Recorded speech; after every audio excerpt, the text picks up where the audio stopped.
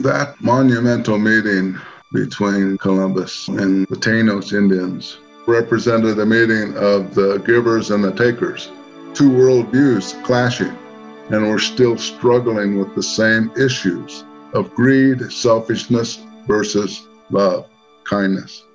And our worldview has always been looked down upon because we're considered weak. The Indian people have been confused ever since then. We don't know how we fit in the world. And we still don't fit in. So we're still struggling with our identity in this world right now. To this day, we're confused about who we are. Wherever there are indigenous peoples, there is the experience of culture loss, of identity loss, of challenges constantly to even being federally recognized in this country.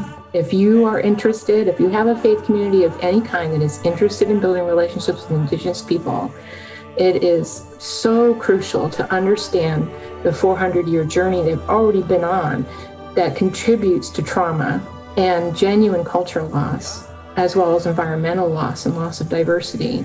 I'm an Episcopal priest. I can still go to a convention or a clergy conference or a meeting with other clergy. I still get the deer in the headlights look when I ask them about the Doctrine of Discovery. It's still something very far removed from the focus. And it's really sad that we have come to a place where we are actually making recognition of the Doctrine of Discovery, but we're not opening ourselves up to an interpretation that people who live closer to the land can bring to the way that we worship the God of all.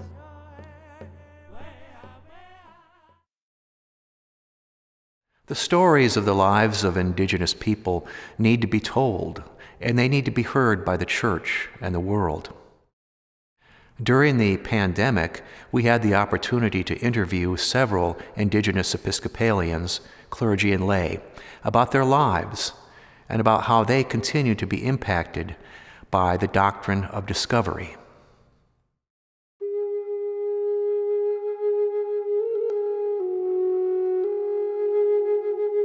It is painful for us to talk about and hear the history of the Doctrine of Discovery, but it's even more so in my mind painful because it seems to be referred to as a past problem.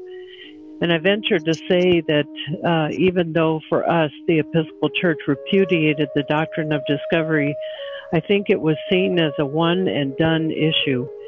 And it certainly didn't have any ground that needed to be worked on to listen to what were the reasons for us to repudiate the Doctrine of Discovery. Every time I get into a conversation about the Doctrine of Discovery, it hurts my heart because the church I love not only historically participated in it, but in its own ways, known and maybe unknown, it still does. I mean, wow, it only took 9 years after repudiating the Doctrine of Discovery to decide that they needed to train clergy about what that is.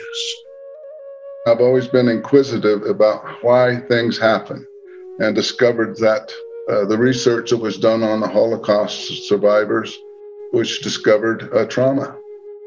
The trauma, a lot of those survivors suffered from trauma, and the symptoms, the manifestations were addictions, dysfunctional family, violence, all kinds of things that were identical to what I suffered in my family and what our people in general suffer. Many ways to understand genocide, and again, the UN has defined that term in such a clear way to also refer to the slow impact over generations and of gradually taking away the opportunity for indigenous cultures to continue their identity across generations, to teach the next generation about indigenous life ways and food ways, and how to live on the land in ways that are sustainable. And we have indigenous communities that are really, truly on the brink of extinction that is concurrent with species extinction. In the Pacific Northwest, that looks like the ongoing efforts and struggles to preserve salmon and the rights to waterways for traditional tribal use, because that's connected to the generational gifting of identity, of cultural ways, of language that expresses the reality of indigenous worldview, and hunting, and all of it is so interconnected that it is impossible to just take one issue and look at it without looking at it within the context of indigenous experience. I had a wonderful extended family on both sides of my family, my mother's side, my father's side, and wonderful aunts and uncles, wonderful experiences. But we also have suffered from trauma. I think it was mainly intergenerational trauma.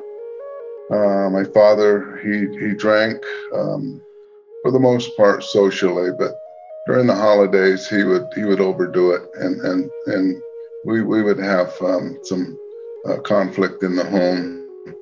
And over time, my folks started having marital problems. And by the time I was in high school, they were separated and divorced. I lost my mom. She was so distraught. She took her life, and so I was really struggling myself with my own identity, self-esteem. I learned that there was bipolar disease in my family, and that it shows up in certain people. And I think my mother suffered from it. Eventually, one of my sons suffered from it, and he suffered an overdose in 2007. Another tragedy. My wife and I divorced. We had problems. I was drinking at the time. My 18-year-old daughter was a victim of a drive-by shooting in Los Angeles. And when I went to the hospital, she was just lying very silently. And he said, she'll never come out of this. The doctor said, she'll never come out of this. She's brain dead. And so I had special ceremonies for her, and I was crying. I held her hand, and I said, Sister, I don't want to see you like this. But if you have to go, I understand. And she squeezed my hand. To me, that was her answer of, I've got to go. I'll see you in time, though. My son, he was a victim of a chokehold in California that was committed by a police officer. I won that case twice by jury trial, and the last time it went to the state. They offered me a large amount of money, and I refused it because I felt like this isn't going to bring him back. And it's so hurtful to think that I exchanged money for my son, so I never did.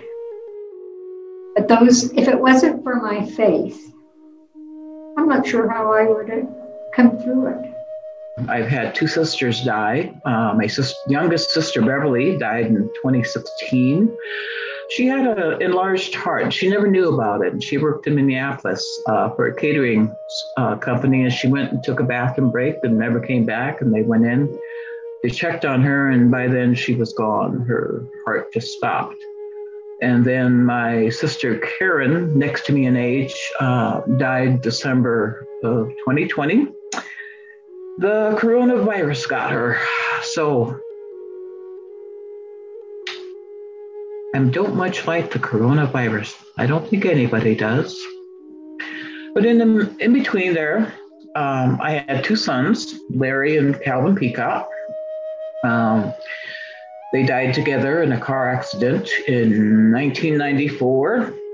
a month after my youngest brother died. And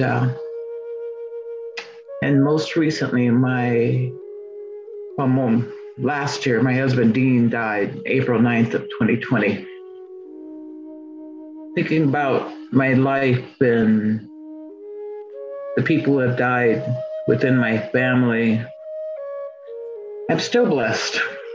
I think God has taken care of me. After my sons died, I was angry with God. And I quit going to church for 9 years. I never stopped praying. I still believed in prayer. I believed in God. But it took me 9 years to keep praying, and God never gave up on me. That He was there, brought me through, and He still does.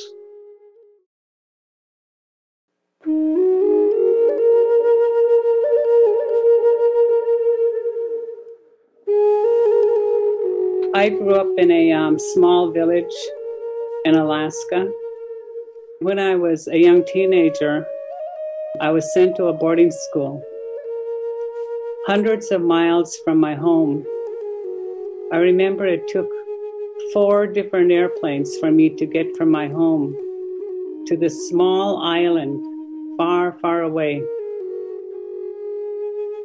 And what I remember most is that loneliness, missing my parents. My only contact with them was by writing letters. And then not being able to speak my native language, not being able to enjoy my traditional cultural activities such as my singing and dancing. The Episcopal Church is going and asking for survivors to tell their stories from boarding school.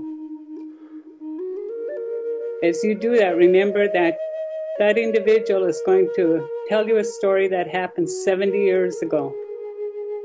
It might have been traumatic for them. And if it was, then you're asking them to repeat something that they've had buried for a very long time. Some of the kids went to Wrangell Institute in 1954, I think. They took a lot of kids out of the school. I was 15 years old, and they put them on the plane, took them to Wrangell, and they said I was too old for Wrangell.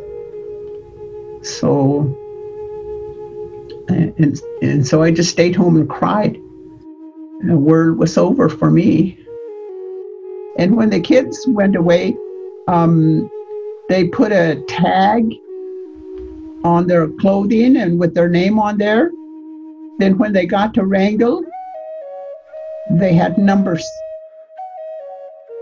Never ever called by their name anymore after. It's a number 57, get the mail. If you ask someone who went to boarding school and ask them what was their number, they will tell you what it was. They said in the evening you could hear the children crying, you know. And some of the older ones try to be big sister or big brother to them. And that helped a little, but not much. My father didn't say much about his experiences in the boarding school in Pine Ridge, especially the difficult ones. Like many of our elders, he would accentuate the positive, and he would say that all in all, it was a good experience. But I remember him telling me about how after he was taken to the school to live as a young child, every night after supper he would go down to the front gate and he'd wait. Every evening, he said, I would wait for someone to come and take me home. He said he did that for about a year, and then he realized whoever he was waiting for wasn't coming. I grew up as a Native woman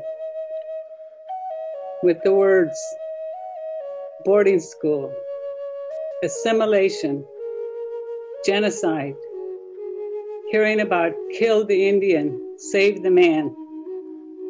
I was just healing from that.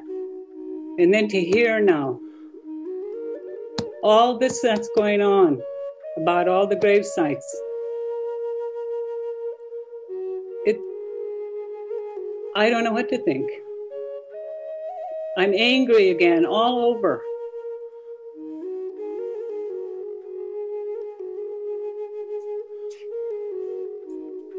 But this is the history of the church, and we have to go through the healing. Boarding schools, the very reason for their existence is genocide. Kill the Indian, save the man. That we heard from the original director of the Carlisle boarding school. When a people experiences such deep cultural trauma, and that layered upon a certain intersectionality of trauma that comes from other sources as well, we tend to give it to our children and our grandchildren, and it goes on and on and on. And this historical trauma, the boarding school experience is a significant part of it. So when we talk about boarding school truth, healing, and justice, at the Coalition, we use those words rather than truth and reconciliation. Canada had a truth commission, a truth and reconciliation commission to be exact.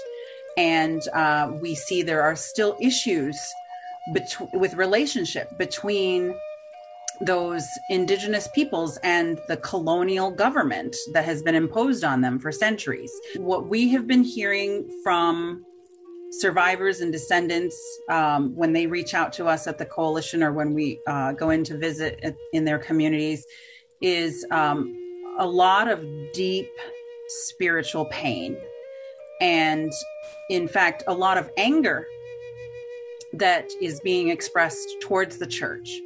The Western Church sort of brought Christianity. Sometimes it was a tool for oppression.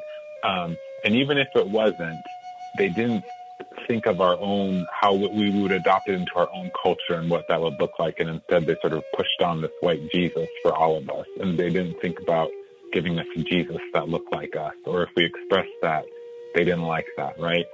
But if you see in Paul's letters, Paul's writing to all sorts of people. The Romans' view of what things look like was different than the Jewish people who became Christian and what their faith looked like. And somehow we had to figure out how to operate together. And I don't think we ever did that with Indian people, or at least it's been viewed very skeptically. And I think part of that comes from this horrible way that people only see themselves as guardians of the faith, thinking they have to protect it from some mysterious thing that's going to make it go bad, versus like, how are we open and thinking about being in right relationship with folks?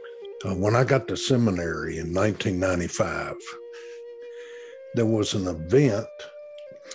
Maybe it was a bishop's gathering or something out west, and the reports that I heard talking in the coffee room at seminary early in was these disgusted people who were upset because they had Native American shamans bless the altar. I felt like an outsider coming in anyway, and this even made me feel more so like I did not need to be known.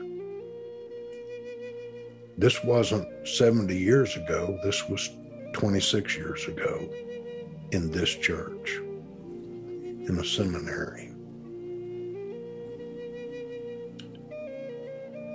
My thoughts are that the way we are going to change is not by policy, it's by heart. First, I think it's terribly ironic that the values and beliefs that these schools were trying to stamp out of Indian children are now quite possibly the values that may save our planet today. I'm talking about values such as gratitude, generosity, and protection of the earth. We are earth people par excellence, and that is our message today, and it's reflected in the earth. A lot of Native people are saying the earth is sick. Well, the earth is sick because we're sick, and until the earth heals, we must heal. What I would challenge everyone to do, everyone who's here and listening today, or listening to the recording later, is to sit with some of those uncomfortable truths, the things that are really difficult to hear, and not to dismiss them or make excuses or rush to forgiveness and reconciliation, but to really listen to what people are saying and why they're angry, and to not take it personal, but to ask your questions in your personal journey about how you are still upholding those colonial systems. The church is definitely part of the spread of colonialism, the upholding of this idea of empire. And so this goes beyond just looking into your boarding school records that the Episcopals have and saying, we ran these boarding schools and, you know, these are the things that happened and we're really sorry and we really want to move forward.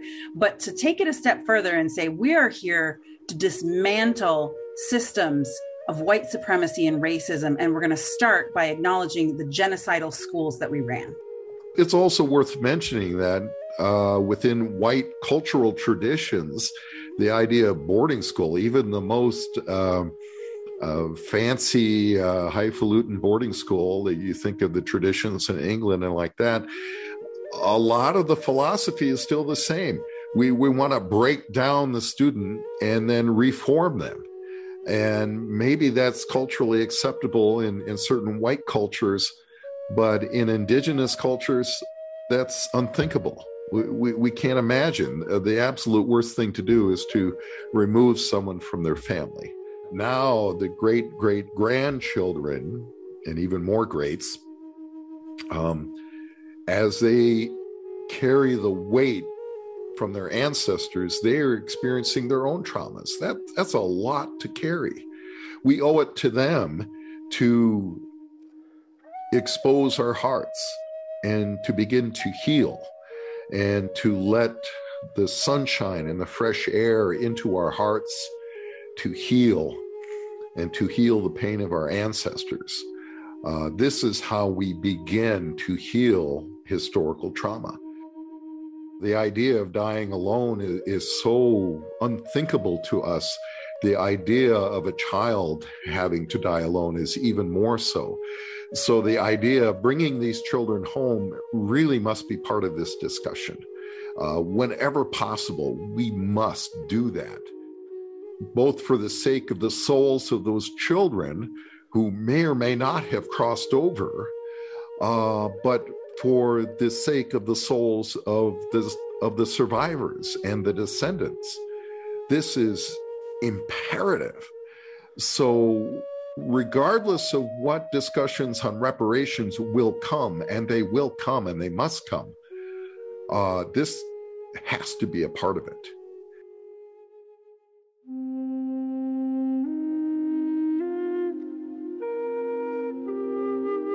"30 years ago, I had to go through the process of getting sober. I had alcohol abuse issues. I'm an alcoholic. And one of the pieces of the work that I really found successful was digging into that heritage and studying some of the more traditional ways of seeing the world. I did a vision quest with a Cherokee guide out in the Big Bend, and had a powerful experience out there. Something that just really set me in a place of understanding me. That experience gave me what I have to be an Episcopal priest. That experience was my experience of seeing Creator's vision for my life. My life changed, our lives changed, and sometimes it wasn't always for the good. And so I realized that in 1973 that I must change my life. And thank God for the elders who had their spirituality with them. And with even the church, they made sure that was a priority. And so I started going back to church, and I thought I'm just going to help out, like clean up the church and stuff like that. Well, through working for the church, I became stronger in my own beliefs and spirituality. My spirits got stronger. I went to a church one day. They had a revival in Minto, and something happened. It just turned my life around. And we had it in the Episcopal Church. And Luke was away. I think he was downriver somewhere. Came back, and I asked him if he heard what happened to me. And he said yes. And I didn't understand what was going on, but his explanation I'll never ever forget. And so it just opened my eyes to Christianity, or began to believe stronger in my heart and in my mind. One day he said, Anna, they're ordaining women in the church. Would you like to be ordained? And I never even thought of women ordination. I just said, yeah, I guess, I don't know. And so I decided to become a priest. My boys died in 1994. I went back to church, and I started working with Father Conrad Cecil. And I started doing some lay reading, just reading on Sunday mornings, the Old Testament and New Testament, and sometimes the Psalms for him. And it just got more interesting, and I thought, I think I'd like to do a little bit more with Father Cecil or a priest and help out more. I felt joy in being able to do something. And I think the pain that I had from my son's dying hasn't gone away, but it's lessened. And kind of skipping ahead a bit, probably the greatest challenge I had after I became a priest was Easter, the first Easter, and after that. My sons died on Easter Sunday in 1994. And so after I became a priest and I had to celebrate, I guess that's not the good choice of words, had to celebrate. When I celebrated Easter Sunday, the first time I was going to celebrate Easter Sunday, I started Ash Wednesday praying for God's strength, to give me the strength to make it through that first Easter that I celebrated with the people, the four churches, because that was the morning my sons died. And God helped me. I made it through. And after that, it just became a ritual. I would start praying Ash Wednesday. And then by the time Easter Sunday came, I could celebrate with people the resurrection. And it was joyous then. But so that was probably my greatest challenge, was being able to celebrate Easter Sunday with my congregations, since my sons died on Easter Sunday. But after a while, it became, what a day, what a glorious day for them to go.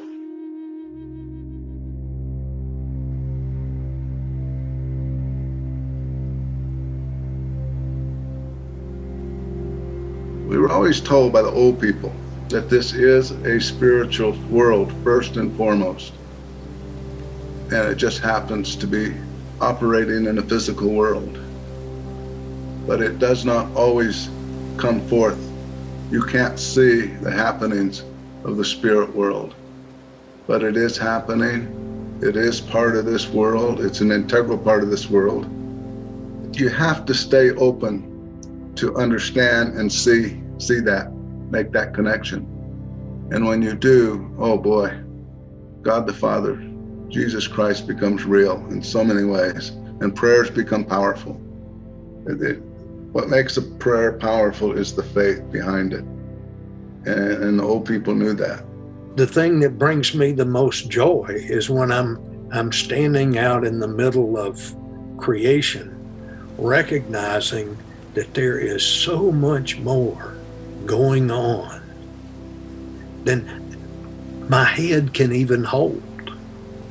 There is so much relationship. And, all of a sudden, the problems I have, the struggles I have, that sort of thing, don't feel so insurmountable. We had a Sundance chief, Jensen Jack. He taught me so much. He used to say, you go to church Sunday, you pray. Me, I pray all day. He said, I say thank you, Tueak, in our language, Tueak, all day. Tueak, fresh air, beautiful day, Tueak, food, water. He used to talk to me that way. The book of Genesis tells us everything we need to be and exist in this life, Creator made before Creator made us. Everything was already in place to help us. And somewhere along the way, we decided not to be grateful for that. We decided to exploit it. Our bishop, Hayashi, gave a wonderful sermon. He asked us, he said, the opposite of love? And of course, most of us were thinking hate. He said, I know you're thinking hate.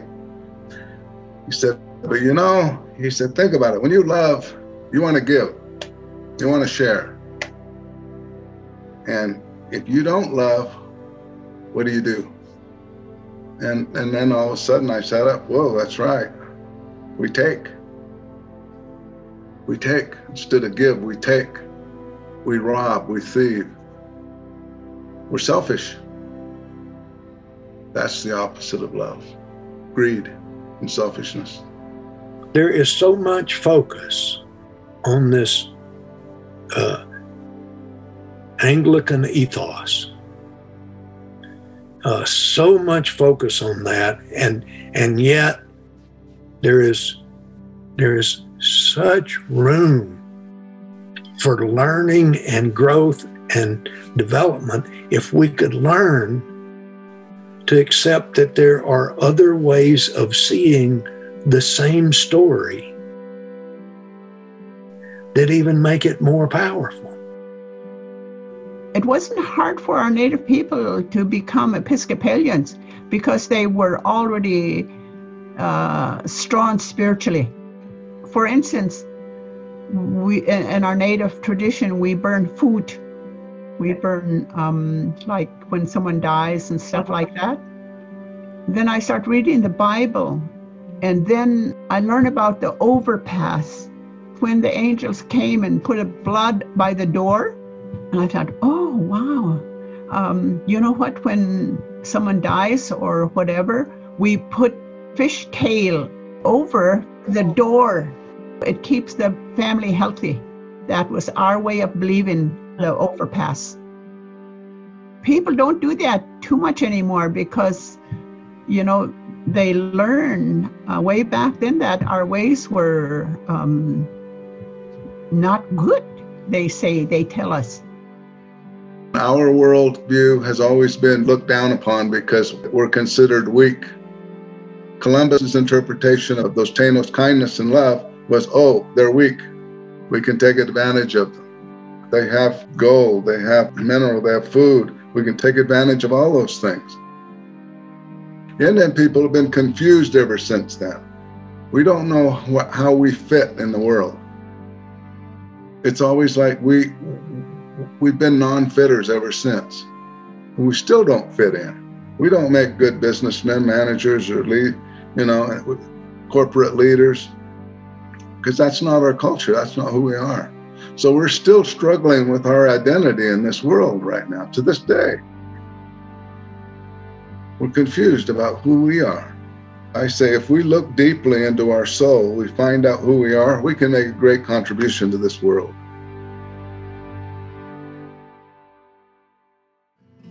Love to hear the rivers sing. Shoals gave voice as her waters winged.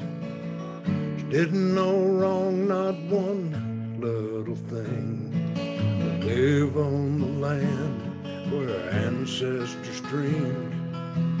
It's free and happy, just a white man thing.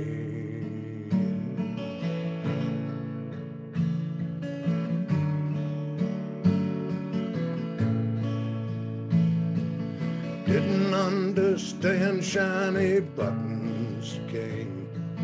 Gave her a number, took away her name. What kind of soul could do such